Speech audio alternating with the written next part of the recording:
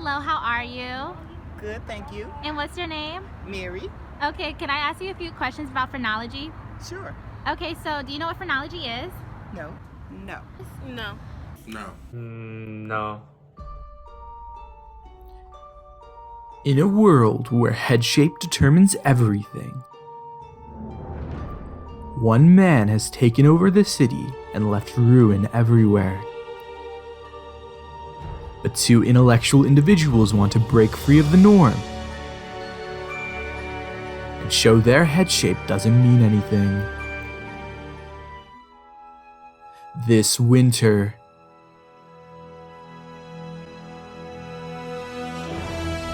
watch as Phineas and Ferb take on the evil Doofenshmirtz to unlock the secrets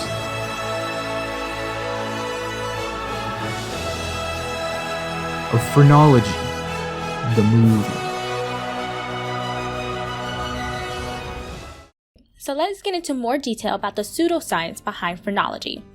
Phrenology is a theory which claims to be able to determine character, personality traits, and criminality on the basis of the shape of the head by reading bumps and fissures.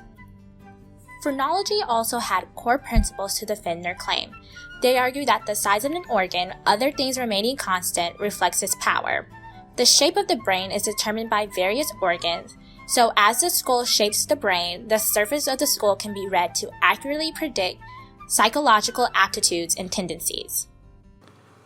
That's interesting. Let's go ask some of our friends and family about what they think about phrenology. Phrenology is the study of your cranium to determine your personality and mental capabilities. From that, we get stories that say that your left and right side determine the characteristics of your brain. Do you think this is true? Were you told this? No. And why do you think that? Just something they came up with. No. And why don't you? Because I believe that a person's personality has much more, or incorporates many more factors other than just brain shape. Yes. Okay, so that's actually like a off branch of phrenology that actually is not true. No, I don't. And why do you think that?